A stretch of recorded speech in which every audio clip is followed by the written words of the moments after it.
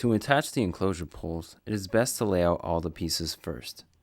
Note that the safety enclosure pole, like the trampoline leg, has two holes, where one side is indented and the other is not. Start by disassembling the safety enclosure bolts into their individual pieces.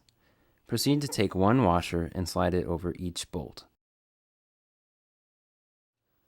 These bolts can then be slid into the safety enclosure holes starting on the flush side of the pole.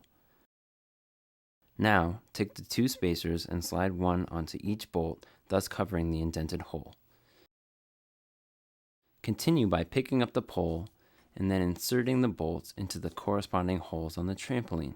Take one washer and place it on the bottom bolt. Do not install a washer on the top bolt. Continue by hand tightening a nylock nut onto each of the bolts with the round edge facing away from the bolt. Use your tools to tighten the nuts equally. Make sure you have a washer on the bottom bolt and not on the top bolt. The upper nut should fit into the socketed area on the inside of the trampoline frame. This will allow you to complete the final tightening by hand using just an Allen wrench on the outside. As you tighten the top bolt with the Allen wrench, the nylock nut will be drawn into the hole.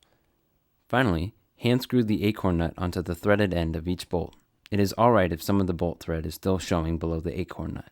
At each pole, tuck the small portion of the pad skirt beneath the pad to keep it out of the way.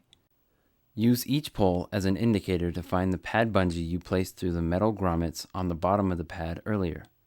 Wrap the pad bungee under the trampoline rail, around the outside of the safety enclosure pole, and then loop the bungee around the opposite end that has the black toggle on it.